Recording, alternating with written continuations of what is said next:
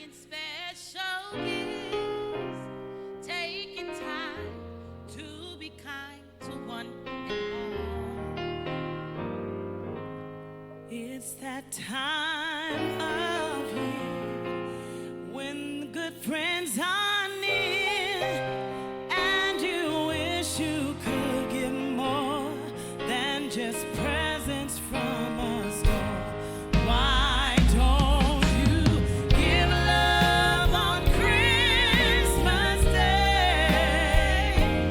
Oh, even the man who has everything would be so happy if you would bring him love on Christmas Day. No greater gift is there than love. So people you don't know, smile and nod hello. Everywhere there's an air of Christmas joy.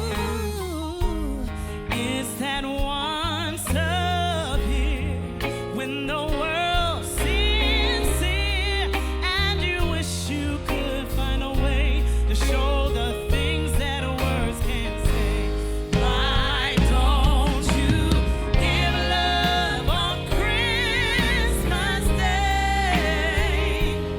Oh, the man on the street and the couple upstairs all need to know there's someone who cares. Give love on Christmas Day. No greater gift is there than love. What the world needs is love. Yes, the world needs your love. Why don't you give love on Christmas Day? Every little child on Santa's knee has room for love underneath his tree. Give love on Christmas Day. No greater gift is there than love.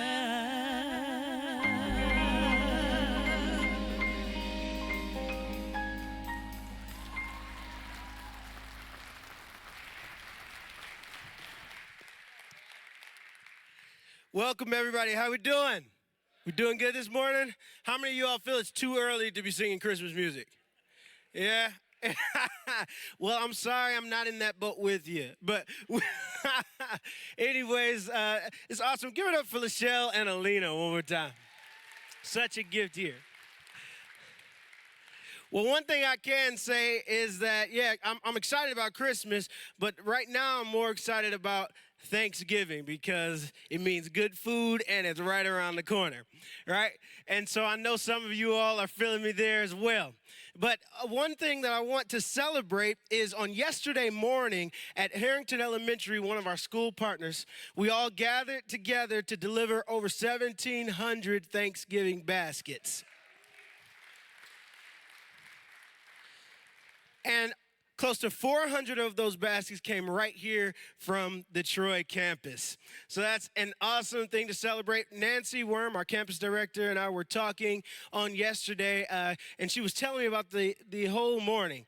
And she had a conversation with the principal of Harrington Elementary. And the principal told her this. She said, all out of the community and the families that are in the community of Harrington Elementary, most of them, a lot of them have to make a decision on whether they're going to buy groceries for a week or whether they're going to purchase the things necessary to provide a Thanksgiving dinner. Most of them end up choosing to buy groceries for a week.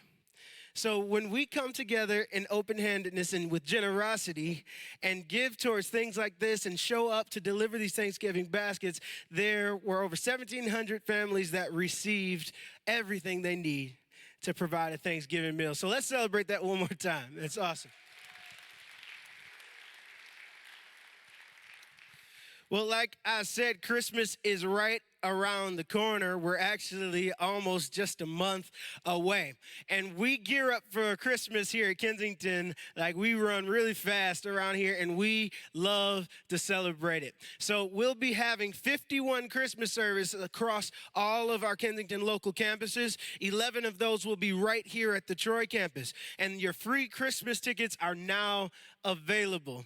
And so you can get those on the Kensington Church app, or you can go online to kensingtonchurch.org and get your tickets there. If you're having trouble navigating the app or the website, you can also see someone at the hub, and they're more than willing to help you get those there. I suggest you get them fast. Those services fill up pretty quickly. We're gearing up. We're looking at perfect timing because we know that Jesus entered the world in a very specific way and in the perfect time. It was not by chance or happenstance how Jesus entered the world. So we're going to be looking at that this Christmas and celebrating that. Lastly, I just want to welcome everybody on stream as well. So I want you on the count of 3 to turn around and wave at the camera behind you. 1, 2, 3. Hello. Awesome.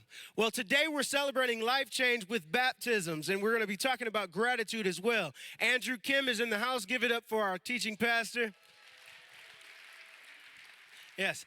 But before we move on with the rest of our day, I want to invite you all to stand to your feet and greet someone next to you.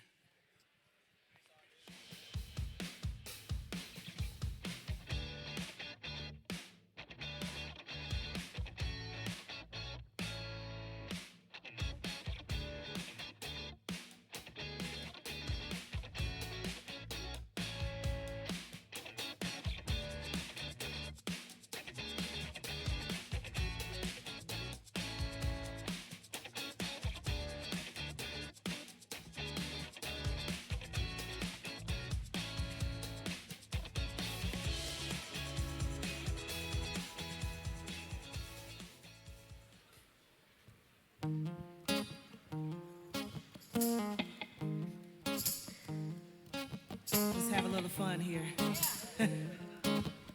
Yeah. I've been looking for hope, been looking for strength, been looking for someone that I can always call my friend. Guess I've been looking for you. Oh, I guess I've been looking for you.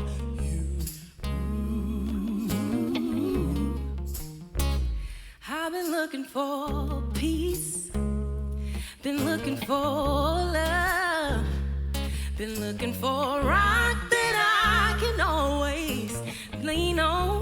Yeah, I guess I've been looking for you. Oh, guess I've been looking for you.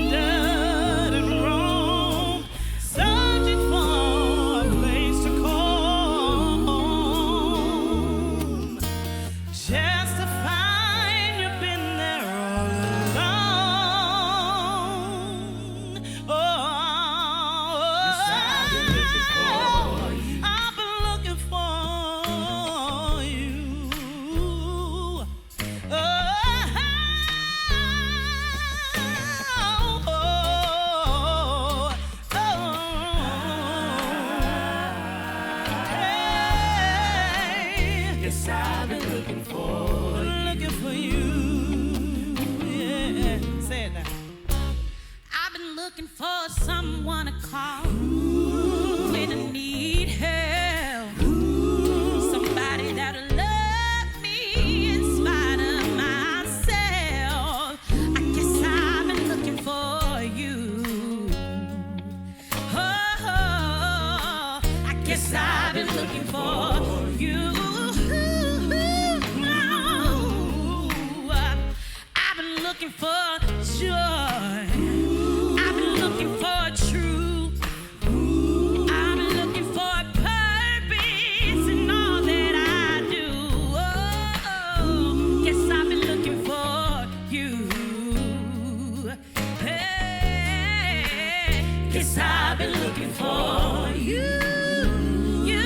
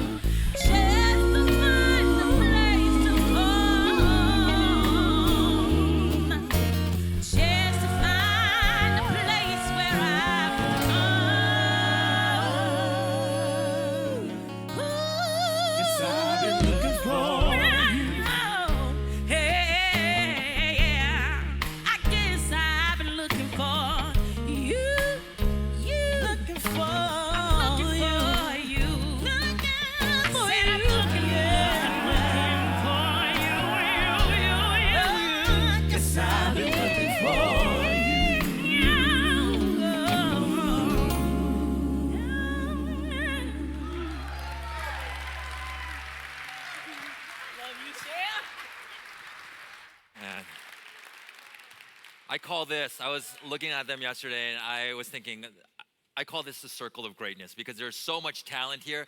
And I was thinking yesterday, I wonder how let's give them another hand, absolutely. And I was wondering, how can I break into this circle? And I was thinking about asking Jalen if I could play the tambourine. But I haven't had the courage yet to ask him, so we'll see how that goes. But as Jalen mentioned, today it's gonna be an amazing, amazing day because all of these people over here are getting baptized. Can we give them a huge hand? In addition to the baptisms, we're also talking about gratitude. And I can imagine for some of you, as you drove in, that gratitude was tested. Because, you know what I'm talking about, because it was a surprise to us that John R. and Square Lake got closed off today. And so how many of you were affected by that? And so what I want is a lot of you. And so what I want to say is thank you for persevering and thank you for getting here. And just for everyone else, that exit that goes out to John R. is closed. And out of the other two exits that lead out to Square Lake, the only option is to actually turn right and to move towards Rochester Road, just as an FYI to everyone here. But this is something that is unfortunately going to be affecting us today. So I wanted to say thank you for getting here and being a part of this. And this song that we just heard, I feel like is a perfect song for the journey that we're on today because it perfectly summarizes so many of the stories of the people, of all of you who are getting baptized. Because as I was reading your stories this week, the theme that kept on coming up over and over again was that people wrote and they said that for so long that they had been looking for purpose and meaning and love and strength and hope and peace in all of these other places, and they ultimately came up empty. But then they found Jesus. You found Jesus. And you realized that that he was the one that you had been searching for the entire time. And something that I recognize is not just your stories, but it's so many of our stories as well. And I believe that this weekend is really the perfect timing for us to really be able to celebrate this life change because of course this Thursday is Thanksgiving. And Thanksgiving can be crazy, it can be hectic, but it's also one of the most beautiful times of the year. Because it invites us to take a moment and pause and to reflect back and remember all the extraordinary things that God has done, not only in our lives, but also in the life of our community. And so, which is why, and when we actually do that, what rises up inside is this sense of gratitude, which as I mentioned, is we're gonna be talking about today. And we're also going to be talking about gratitude this coming Wednesday at midweek. And so if you have never been to a midweek, it happens on the 2nd and the 4th Wednesday of every month at 7 o'clock right here in this room. And so this Wednesday, we're going to have a lot of fun. We're going to be talking about gratitude. And also we're going to have an open mic time where we're going to invite anyone to come forward and to share and express their gratitude as to what God has done in their life. And as I've been talking with people over the past several weeks, person after person has told me that this is one of their favorite midweeks of the year. And so we want to invite you to come, bring your kids, invite your friends, your coworkers, your neighbors, bring your family from out of town because let's be real, what else are you going to do with them? And so this coming Wednesday, we are going to have a ton of fun. And I also should mention, we are going to have pie, which is why you're coming, right? Exactly. At least you're considering it. And so something that we also recognize is that God is always at work in our lives. And so right now, we're gonna see a great example of this. We're gonna see a great story of a woman named Melissa who's part of our community right here at Troy and how she encountered God in a powerful way about 1.5 years ago and her journey since then. So let's take a look at this video.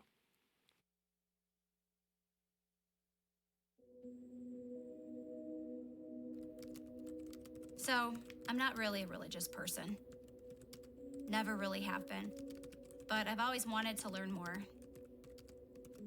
I would love to believe in Jesus. It's not that I flat out don't, I'm just super skeptical. Hi everyone, I'm Melissa. I'm 35 years old, a mother to 3 beautiful little girls, and a wife to an awesome guy. Welcome to my blog.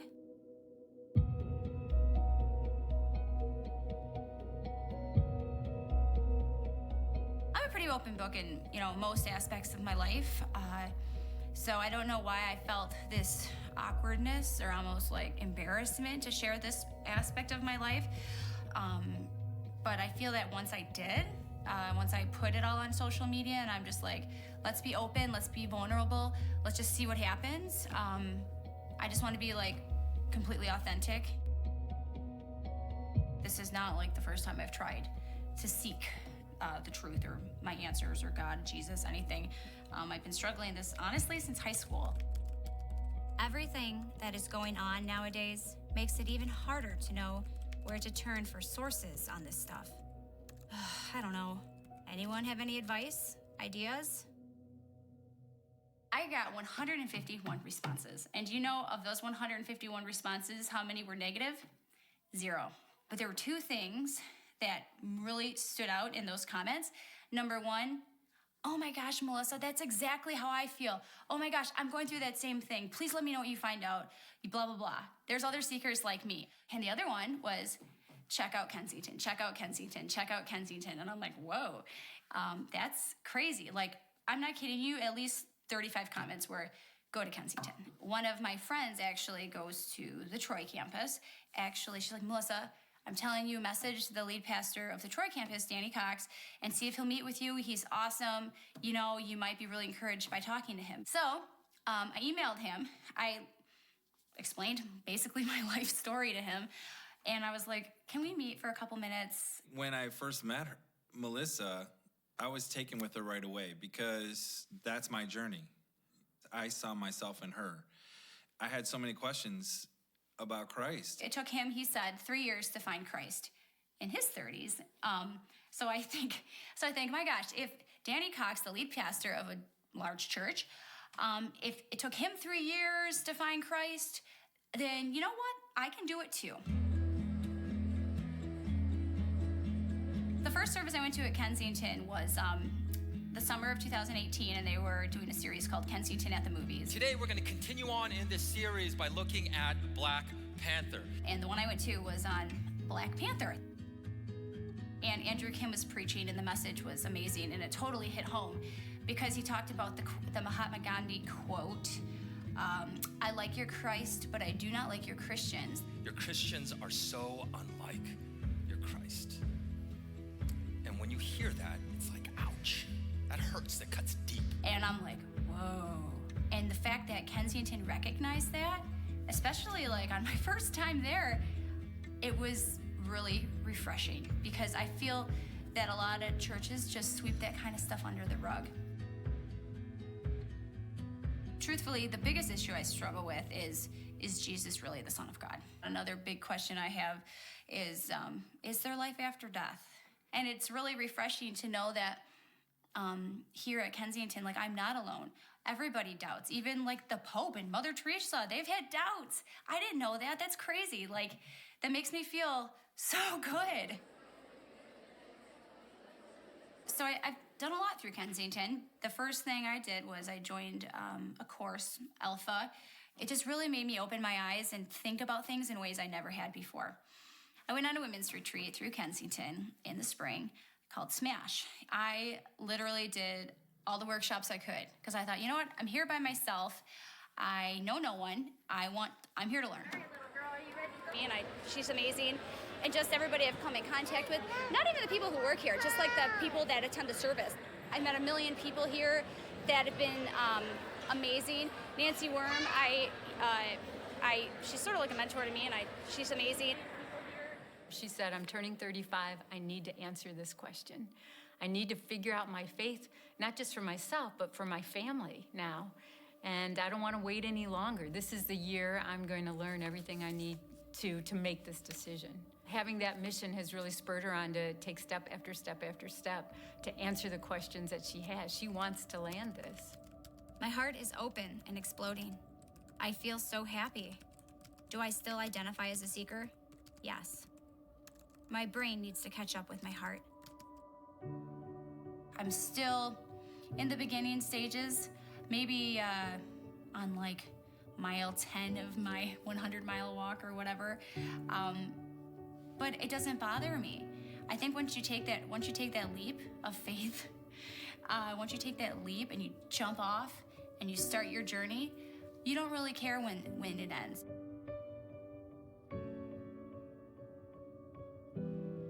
You hear churches a lot, or people on the news or on TV, they have a lot of these aha moments when coming to Christ.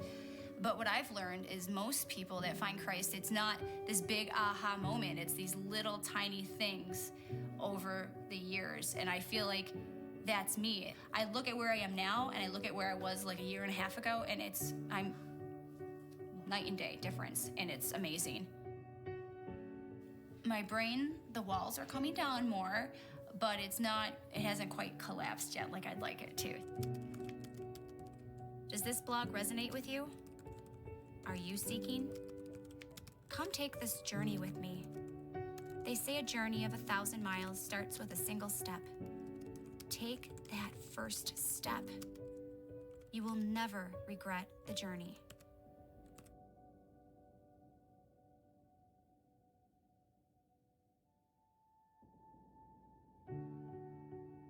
I remember that first meeting I had with Melissa. We met in the lobby and we sat down together, and she was so intense. She was searching for truth. We had a great conversation. I recommended one particular book. I think I actually even gave it to her, and she took it home and she wrote back. She's like, no, not this kind of book. I'm looking for this. So I gave her another one, and she read through that, and it's been like that ever since. She is on a mission to find out who this person of Jesus is. And what I love about her, and I think it's true for all of us, we have questions and we have doubts about faith. Even myself, to this day, I still have questions and doubts, and I don't think God is up in heaven wringing his hands going, I don't know how to answer that question. I'm not sure what to do with that doubt. God knows.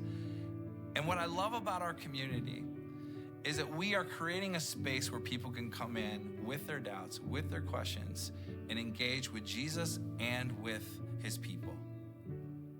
And so this year, I would invite you to make a year-end Christmas gift to Kensington. And as you do that, I want you to know something. You are investing in a space where people can bring all they have in their heart and present it to Jesus. And here's what I know about Jesus. After watching work for so long in our community, he will take our questions, he will take our doubts, he will draw us into himself, and he will transform lives.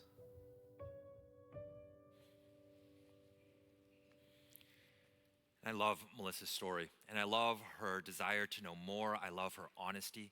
But also, when I look at her story and I see her story, I'm also reminded that this is what we as a community here at Kensington is all about, to see everyone transformed and mobilized by Jesus. It's the heartbeat of this place. It's one of the reasons why I love our community so much. And so as we come to the end of the year, I too want to ask if we would consider giving a year-end gift to Kensington. Because when we do, it allows us as a community to continue to reach and impact the lives of people, not just here in the Detroit metro area, but truly all around the world. And for some of us, we got a glimpse of that yesterday. And I was at Harrington Elementary over in Pontiac, helping and just being a part of all those Thanksgiving baskets that were assembled.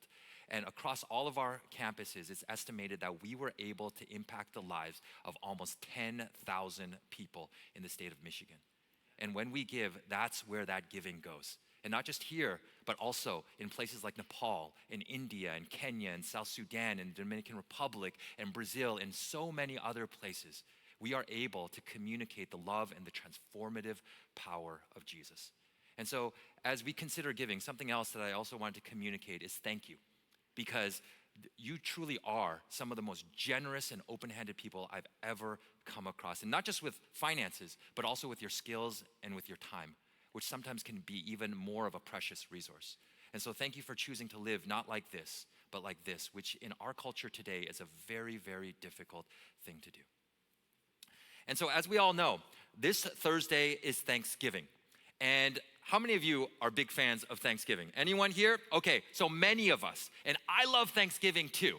Thanksgiving ranks right up there for me along with Canada Day, right? Anyone else? No one else. Okay, I could tell. And I probably love Thanksgiving probably for the same reasons that most of you do as well. Because of football, friends, food, and family, and not necessarily in that order. But Thanksgiving also marks the beginning of one of the craziest seasons of the year. Because it seems like Thanksgiving hits, we're off to the races, and before we know it, we're saying Happy New Year.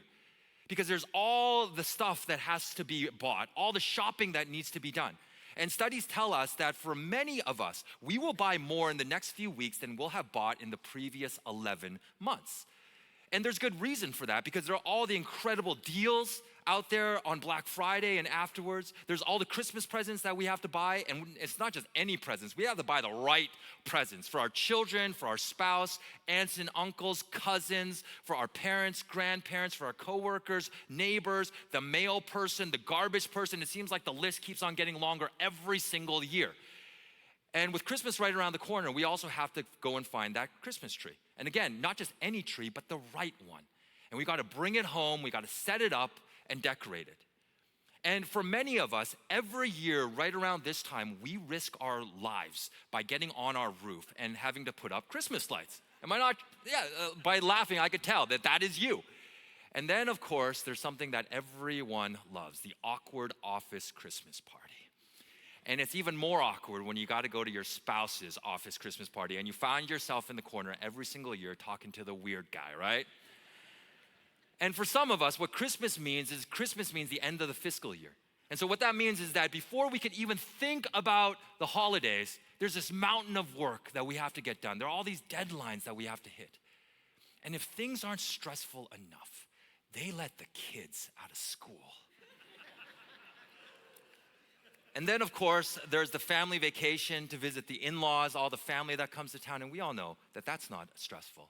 And so what the funny thing is that as I was saying all this, I could see in some of your faces and your blood pressure rising and your stress level rising as well. And you're like sitting there like this now, right? Aren't you happy you came to church today? Exactly. Right? And so the question that I want to ask all of us today is, how do we actually want to move through the holidays this year? Do we want to be stressed, anxious, exhausted, and find ourselves completely depleted come 2020? And I can't imagine anyone's like, yeah, sign me up for that life. But how all of us want to move through Christmas and Thanksgiving this year is, my guess is that we want to be able to breathe, is that we want to be able to experience more of the beauty and the wonder of this season. And if that is you, I want to remind us of a practice today. And it's a practice that could not only change the way that we experience the holidays, but truly can transform our lives moving forward if we continue to do this by connecting us in a greater way to the timeless, to the sacred, and the profound. And it's the practice of gratitude. And we see how powerful gratitude is in the Gospel of Luke, in the New Testament, in this interaction that Jesus had with 10 men. And this is what it says. This is what Luke writes. Now, on his way to Jerusalem, Jesus traveled along the border between Samaria and Galilee. And as he was going into a village, 10 men who had leprosy met him. And they stood at a distance and called out in a loud voice, "Jesus, Master, have pity on us." And chances are none of us here have had leprosy. And that's a good thing because it's a terrible disease to contract. And it's one that modern medicine has largely eradicated. But back in Jesus' day, there was no cure. And people also believed that it was highly contagious. And what leprosy does to our bodies is it causes us to lose sensation in our nerve endings, which means that someone with leprosy can't feel anything. Their hand could be on fire and they wouldn't know it. And in advanced cases of it, people's fingers and toes also fall off. And so back in Jesus' day, the day that you found out that you had leprosy would have been the worst day of your life, because it meant that moving forward, you could no longer hug your children, no longer sleep next to your husband or your wife. You couldn't go to the temple anymore to connect with God. It meant that you would be pushed out of society and considered an outcast for the rest of your life. And this is what lepers had to endure. And so they had to endure not only the physical pain from the disease, but also the emotional pain of now being on the margins of society because people didn't want to have anything to do with them. And also the spiritual pain of not being able to go to the temple to connect with God. And that was the situation of these 10 men. And as they were outcasts, what ultimately happened is that they found each other and they created a community. And one day, they saw Jesus walking along a road. And they had heard about who Jesus was and the amazing things that he had done, how he had healed people of terrible diseases. And they saw him and they knew he was their only hope. And so they called out to him, "Jesus, Master, have pity on us." It's sort of like if we were on a deserted island and we saw a plane flying towards us. We would do anything and everything we could to get the attention of that pilot, understanding that he or she was our only hope. And so this is what they did. And this was Jesus' response to them. When he saw them, he said, "Go show yourselves to the priests." And as they went, they were cleansed. And what we have to understand about the job of a priest back in Jesus' day was that their job wasn't only to lead the people in worship, but they also sort of functioned as a health inspector. And that when someone had a disease and then they thought they had been cured, they would first have to go to the priest, and the priest would examine them. And if everything was good, he would then give them a clean bill of health and allow them to rejoin society. And so Jesus was telling them, they still had leprosy, mind you, start walking towards the priest. And in doing so, this was a huge step of faith for them. Because some scholars believe that this journey to the priest would have taken them about 2.5 to 3 days. And can you imagine if they showed up at the priest and they still had leprosy, how stupid they would have looked? And so along the way, they believed that Jesus would heal them, that something miraculous would happen. And so they went. And how I picture this happening in my mind is I can imagine them, they're walking along a road. And then suddenly, one of them felt a sensation in his hands that he hadn't felt in years. And then another of them looked down at his foot, and that toe that had been missing for years had suddenly grown back. And one of the guys looked at the guy walking beside him, and he suddenly recognized that his ear that had been missing had grown back. And then they started looking down at their skin, and they noticed that it was being renewed. And at some point along the journey, they saw and they knew that they were totally healed. And can you imagine how happy they must have been, how thrilled they must have been? Because what this meant that they had a second lease on life.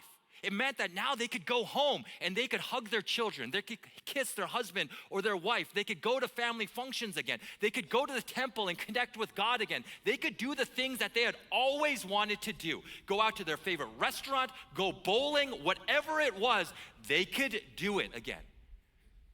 And so I imagine when they realized that they were healed, they didn't just keep walking towards the priest. They started sprinting towards this guy.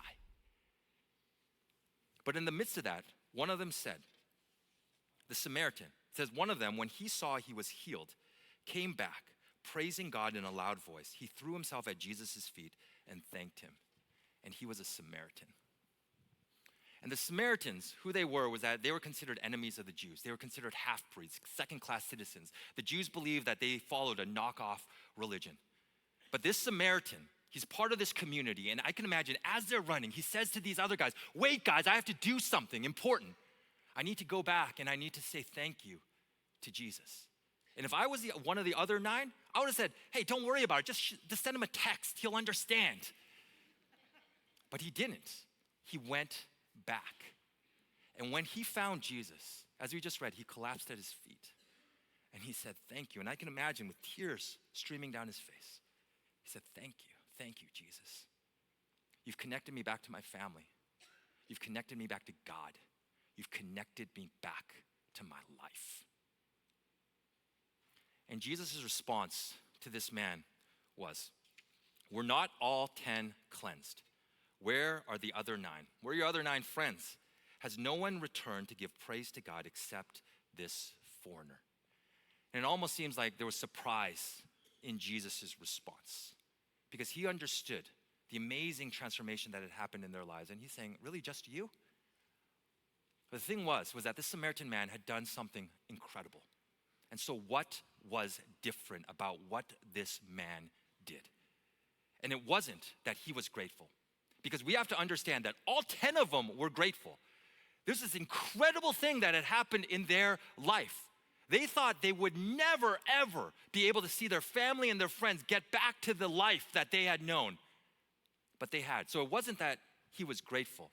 What was different about the Samaritan man was that he chose to express his gratitude. Because gratitude that's just simply felt isn't worth a whole lot unless it moves us to express it in some manner. And we may think we get it, but for many of us, including myself, we don't. Because if we did, we would see it in our lives. As we move throughout our day, not only in the words that we speak, but also in the words that we write, we would be continually using those 2 magical words, thank you. And saying thank you, not only to the people around us, but also to God. Because this is what's so important about gratitude. Gratitude that's not expressed is not experienced. And what's worse is when someone does something incredibly kind for us and we don't respond with thank you or expressing our gratitude in some way. It can sometimes be, many times, be experienced by that other person as rejection or even entitlement. It can come across as, you know what, I don't have to say thank you to him or her. I deserve that. Did you say thank you to your mom? Why should I say thank you to her? She's my mom, she's supposed to do that. Did you say thank you to the guy on your team who's been working so hard this week, putting in all those hours? Why should I say thank you to him? He gets paid to do that. He's just lucky I hired him. He's just lucky I keep him on. It's not enough to feel it. We have to express it. Regardless of whether we feel comfortable expressing our emotions or not, regardless of whether we're an introvert or an extrovert, we have to figure out a way to get the gratitude that we're feeling in here out to the people who we're actually grateful for. It's so incredibly important that we do this. And I love what an author and pastor named Tim Keller once said. He said, it's one thing to be grateful. It's another thing to give thanks. Because gratitude is what you feel. Thanksgiving is what we do. And this past Wednesday, at the very end of our Troy staff meeting, before any of us left, we were asked to go up to three other people, and to express our appreciation and our gratitude for them. And I knew that it would be really uncomfortable for me because I am not really all that comfortable expressing or receiving emotion. So I knew this is gonna push me out of my comfort zone. And so the very first person I went to was Michael King, who is our music director. You see Michael up here on most weekends. And Michael is one of the most talented people I've ever met in my life. He has done some incredible things, traveled to all these places around the world. But yet he is also one of the most humble people I know. And so I went up to him and I said this to him. And the entire time, I couldn't look him in the eyes. I was looking at the wall behind him. And I know what you're thinking, like, you have problems, and I do. Probably need some professional help with that, but that's something completely different. And so I did this, and I also knew that other people in the room felt exactly the same as I did. But as we stepped out of our comfort zone and we expressed our gratitude towards one another, I felt something powerful not only happen in my heart, but I also felt something powerful happen in the room. That is, as we said thank you to one another, I felt like what happened was that we were reminded of the beauty that's present in one another, the image of God in one another. As we did this, our love and appreciation for one another increased. And as a team, as people, we were drawn together. Because when we have the courage to express our gratitude, beautiful things occur. And so is there someone in your life, is there someone in our lives who we take for granted? Or even as we look back on our weekend, as we look back on our week, is there someone who you're reminded of, oh yeah, they did that for me, and I never said thank you to them? What if today, what if tomorrow when we get into the office, what if we wrote them a note? And I'm not talking about text, but a handwritten note. What if we picked up the phone and gave them a call? Or even better yet, took a moment to sit down with them and to look them in the eyes. Not the wall behind them like me, but look them in the eyes and to express our gratitude. And my guess is that something beautiful would result. And this is what the Samaritan man did. And what Jesus does in the very last verse is that he pronounces something powerful over this man's life. But before we actually get to the last verse, I want to invite the ushers to come forward to receive our offering for today. And let me say that if you are a guest here with us today, we are so happy that you are here. It's a great day to be here, but please don't feel any obligation to give. But if you would like to give, the offering baskets are going to be coming around, and we also have several other options to give as well. You can give online, you can give via our app, you can also give by texting the word Kensington to 77977 as well. And if you're a guest here today, we'd love to meet you, love to connect with you. And if you have a moment after the service, you can do so by going out to the hub, which is out in the lobby, and you'll see the people out there with bright orange shirts on. And we'd love to answer any questions that you may have and tell you a little bit more about who we are as a community as well. And so in the very last verse, this is what Jesus said to this Samaritan man. Then Jesus said to him, "Rise and go. Your faith has made you well." And in this passage, there are two words that are contrasted, two words that are juxtaposed. And they're the Greek words that are translated cleansed that we read back in verse 14, and the word for made well that we just read in this verse. And just going back to verse 14, just to remind us of what Jesus said. He was talking to these 10 lepers, and he said to them, "Go show yourselves to the priest." And as they went, they were cleansed. And what Jesus is talking about here and how he's using that word cleansed is to be physically healed from a disease, which in this case was leprosy. But when this Samaritan man came back to Jesus and expressed his gratitude, Jesus said something powerful to him. He said, "You have been made well." And to be made well means to be made whole, to be made complete. And so what Jesus was saying to this guy is, because you have come back and because you have expressed gratitude, you have been healed at a deeper level.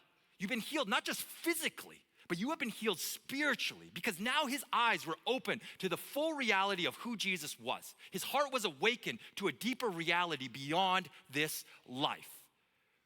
Because this is what expressing gratitude can do. This is the power of gratitude. It has the power to transform us, to change us, to make us more into the people who God has created us to be. Because this is the second truth that I want us to really take a hold of today. That gratitude or appreciation produces transformation. And you don't have to believe me on this. You don't even have to believe the Bible on this. Because there are so many studies out there that tell us the power of gratitude and how it has the ability to change us. And I read a ton of those studies this past week.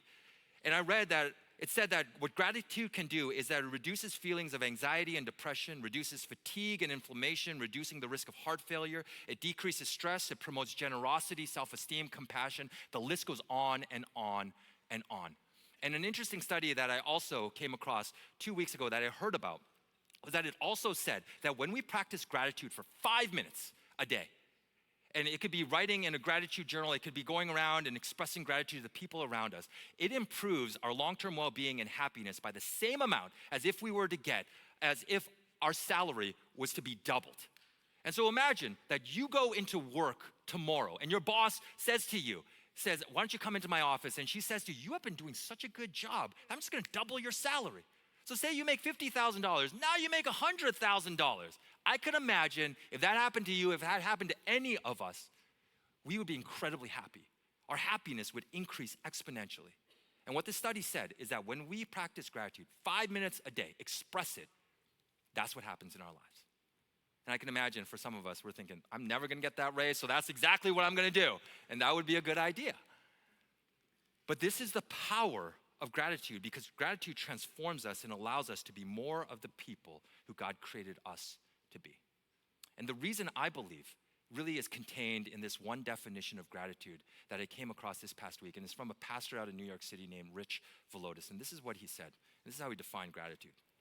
Gratitude is an understanding that we are the recipients of goodness and constantly coming back to the source of that goodness. Gratitude is recognizing that we have had incredible things placed in our lives, that we have received extraordinary goodness, and recognize it's not because of us, but rather looking back and recognizing and acknowledging the source of that goodness, which is God. Because what the scriptures tell us is that every good and perfect gift is from above. And so it's not just remembering, you know what, I have a really incredible life, but it's also looking back and acknowledging where it came from. And that's exactly what this Samaritan man did. And that he received healing, but it didn't just end there. He went back to the source of that healing, and he acknowledged and he worshiped Jesus. And it resulted in a deeper healing, more than one that was just simply skin deep. And that's exactly what's happening with the baptisms today. And that the people who are going to be entering into this tub later on recognize that they have received something extraordinary. And it's not because of them. This new life that you all have in Jesus, you know, and I know from reading your stories, that it's not because of you. And so today, what you're doing is that you are coming back to the source of that goodness and saying, thank you. Baptism, among other things, is an act of worship. And one of the people who is getting baptized today is a new friend of mine named Tessa. And so Tessa, if you want to come up, and Tessa has a powerful story, and she's agreed to share it with us today. So as she comes up, can we give her a hand, everyone? Awesome. Thanks, Sydney. Awesome. Thanks so much for being with us. Yeah, absolutely. And you have a great story, and you've experienced so much in your life. And as I mentioned earlier, and as we heard in the song earlier, one of the things that really struck me about your story was that you said that for so many years that you were searching for something, but yet you didn't know what it was or really where to find it. And so I'd love for you to share with us what that journey was like. Yeah, so I was baptized when I was an infant, and I grew up in a Lutheran community, but I always kind of viewed God as more of a punishment, a very distant God, and something that would be something I would have to deal with if I did something wrong or if I was doing something bad. Yeah. So I strayed away from religion in general. Over the years, I realized there was this hole in my heart that I was trying to fill with whatever I could find. I tried filling it with alcohol just to numb the pain. I tried filling it with whatever person I could find that I thought would heal me or make me better, and it led me to being in an abusive relationship that I was in for about 2.5 years and resulted in assault to the degree where we had to involve the police, and it was whole court system. So I was devastated. I thought, what kind of God would ever want me now? I'm never gonna be the perfect type of Christian that I need to be, and I just thought there was no going up from there. And that was your situation. And then you came to midweek, and then you encountered God in a powerful way, and you made the decision to follow Jesus. And so I'd love for you to tell us how that happened, and tell us about that midweek, and also what your life has been like ever since you made that decision to say, you know what, I want to follow you, Jesus. So I had this feeling, I just started dating my new boyfriend, now fiance, and I just had this feeling in my heart where I was like, I need to go to church. And I knew that he had been to Kensington. He's been here since he was a child. So he suggested going to midweek. He was like, it's a lot of singing, it's a lot of music, it's a very calming environment. And I was terrified to go in because I was like, I am so anxious. I am going to be judged if I go in. I don't want to go. And the very first midweek service I went to, they showed a film. And the first sentence the girl said was, I was anxious and afraid of being judged, and I found a home in Kensington. And it was just such a powerful moment. I was like, I was meant to be at this service right now. And it was a journey since that point too. But I came to come more often to church. God put godly people in my life. He opened conversations with me and my mother to discuss things that have happened in my life. And he's led me to being the person I am today. So I'm very happy for that. And so when we were talking about baptisms, and we've talked about it here and invited people, hey, we're going to be baptizing people on this weekend. So you heard about it and you were like, I don't know. And you felt sort of the nudge. But something happened 2 weeks ago in this room on a Sunday that said, hey, you know what? I'm jumping in and it's my time. And so I would love for you to share that experience with us. Yeah, absolutely. So it was at the last prayer of the service, and Danny Cox told us all to bow our heads, and I bowed my head and closed my eyes. And I could see with my eyes closed, God was wrapping his hands around mine as I was holding my hands to pray. And I could feel his hands around mine. I could feel this overwhelming joy to the point where I was almost brought to tears. It was just such an incredible sensation that I instantly went out to my car and I was like, I need to sign up for baptism. This is the moment that I need to do it. That's awesome. So you're going to be baptized. So Tessa's going to be baptized at the noon service. All her family and friends are coming. But thank you so much for coming and being a part of this and sharing your story with us. Appreciate it. Thanks, Tessa.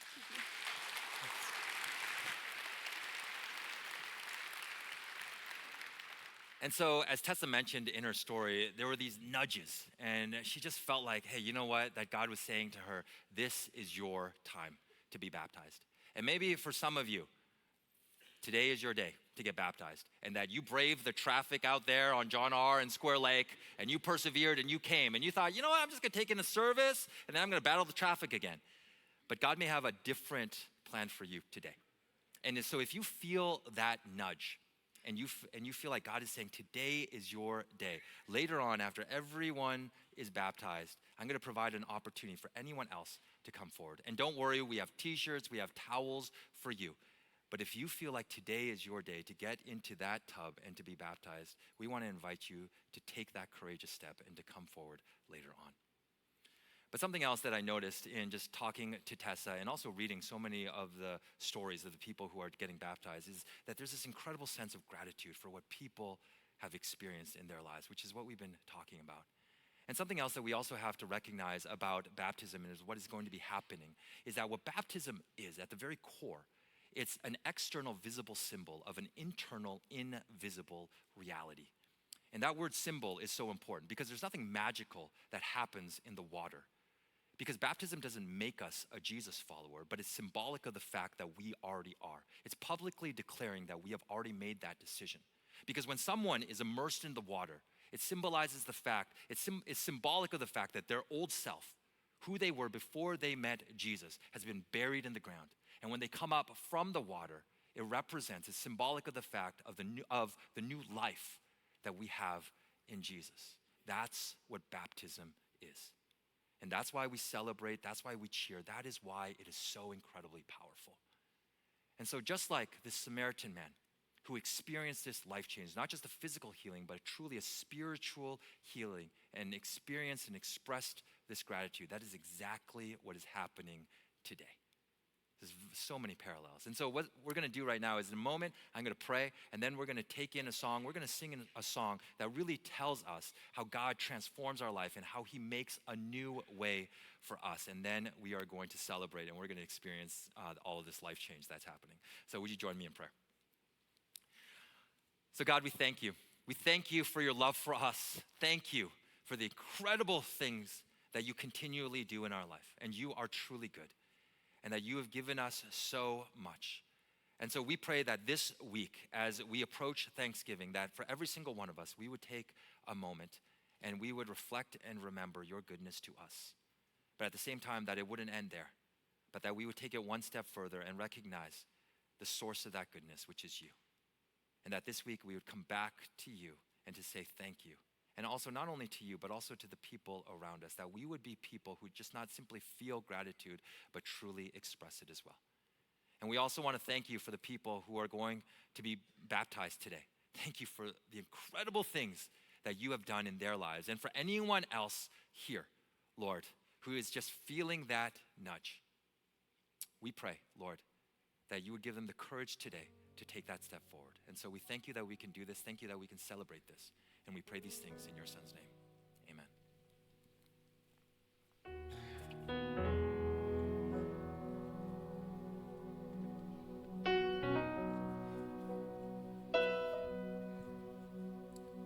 Hallelujah. Hallelujah. Thank you, Jesus. Lord, we know you to be a way maker.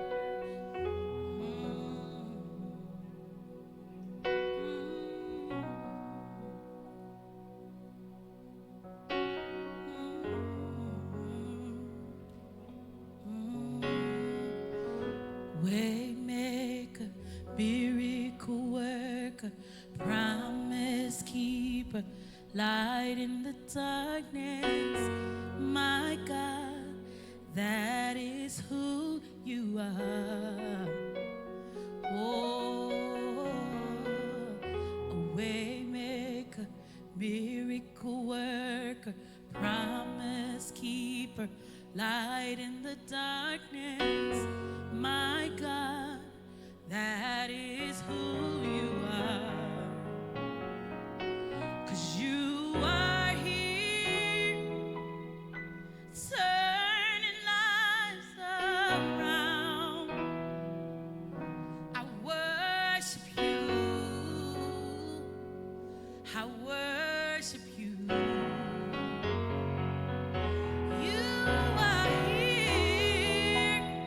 You're mending broken hearts. I worship you, Lord. I worship you.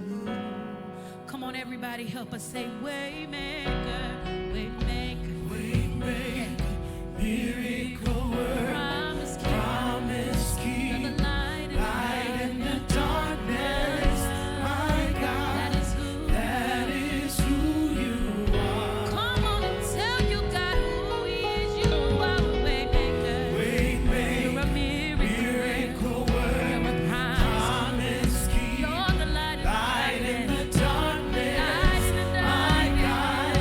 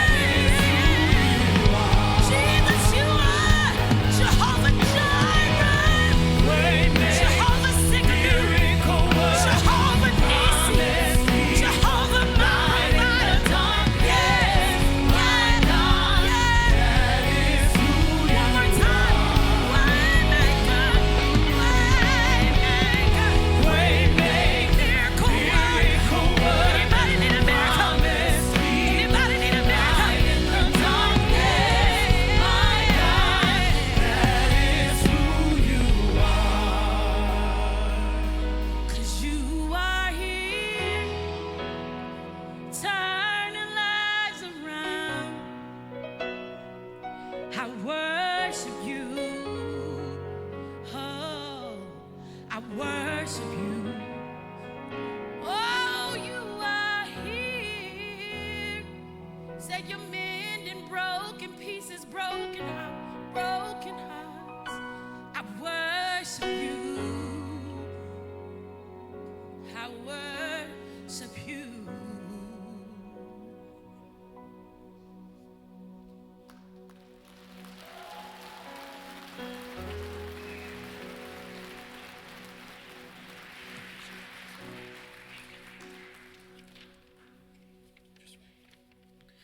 I want to show God.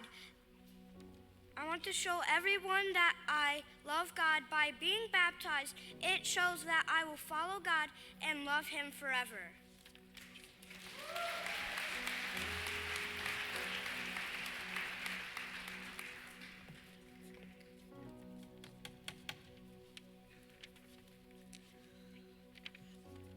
Hi, I'm Cheyenne, and before I found Christ, I was lost in life.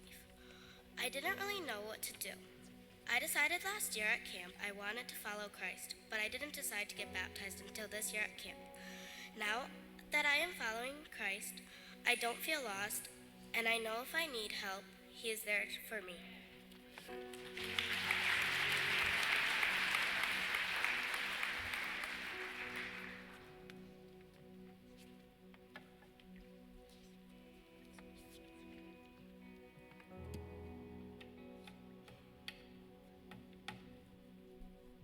I grew up in a Lutheran church. I was baptized and completed my communion at that church.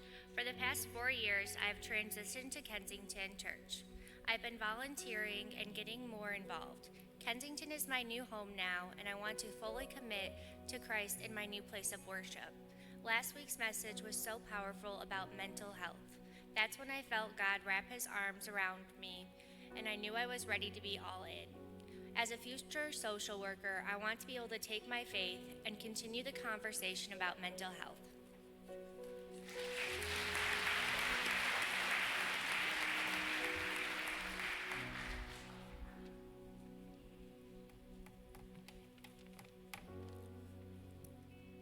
Hopeless, not good enough. Worthless, that's how I felt. Wanting to stop the pain, I attempted to end it all. But God had other plans for me. He put people around me to show me I was not alone. Even though I had a cold, dead soul, He put people in my path to shatter my wall and show me love. I realized that as hard as I try to do life alone and by myself, I can't. I am strong and smart, but it's not on my will. No matter how hard I tried, God kept chasing me. Even when I was running, God never stopped. And suddenly I noticed my life changing, and with no logical explanation. And so for the first time in my life, I got a Bible, but I waited 2 weeks before touching it. I flipped to the pages and landed on Romans 12:2. Don't copy the behavior and customs of this world, but let God transform you into a new person by changing the way you think. Then you will learn to know God's will for you, which is good and pleasing and perfect. Then it began, a transformation that has gone on over a year. I heard Jesus tell me I only need a mustard seed. So I started the journey with just a mustard seed. Trying hard to use logic, I allowed God to unharden my heart, and I felt wanted and seen again. God decided that since I'm wired to question and prove everything, He presented Hebrews 11:1 to me. Faith shows the reality of what we hope for. It is the evidence of things we cannot see. But as I reflect, I do see, and I feel like I am protected and am wanted and loved.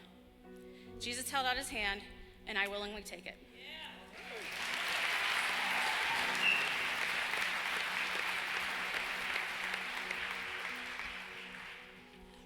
I decided to get baptized last week because I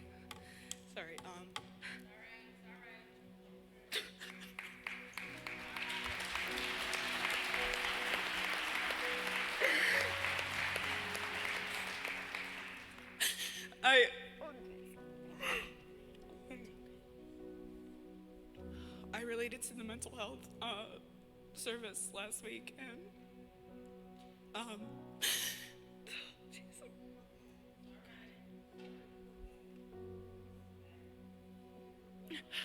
for so many years I felt alone, and I didn't think that God was there, but he always was, and I just didn't realize it. And so that's why I'm here. I want to become more immersed with God, yes.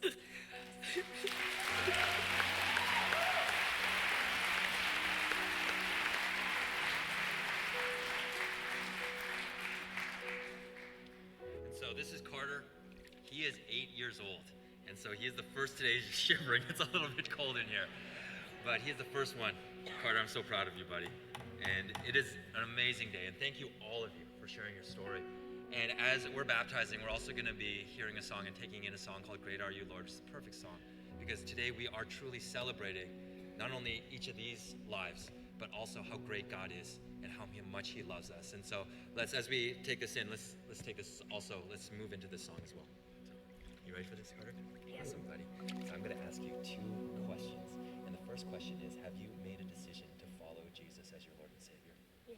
Yes. And do you commit to following him for the rest of your life? Yes. Awesome, good stuff. So if you want to plug your nose, you can. Dude, if you want to cross your arms right here, your dad will take it.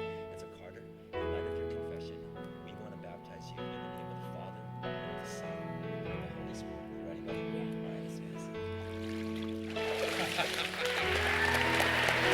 Congratulations. Oh, I'm so proud of you, buddy. You are love. You bring light to the darkness. You give hope. You restore every heart that is broken. Great are you, Lord. You commit to following him for the rest of your life. It's your breath Let's do this. in So, our love.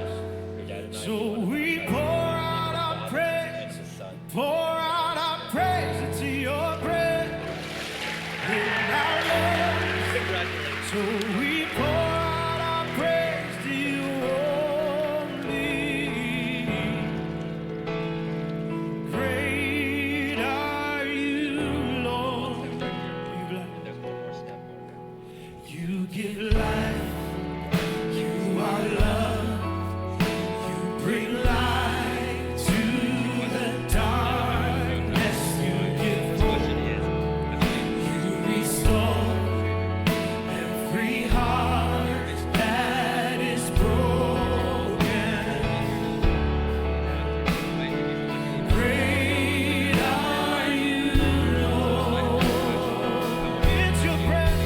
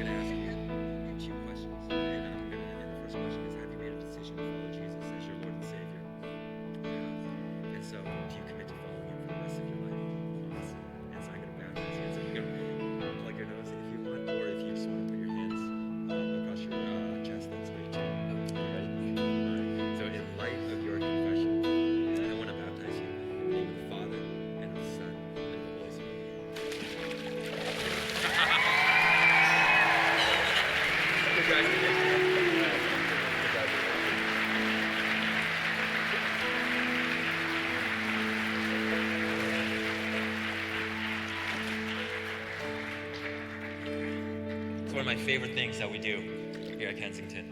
And so I want to invite anyone else, if you feel that nudge right now and you feel like today is your day and you're supposed to be in here, I want to invite you. We're going to sing one more song. And during that song, I want to invite you to come forward. And if you come to the left, to your right, my left, right over here, we have people who will receive you and who will walk you through that process.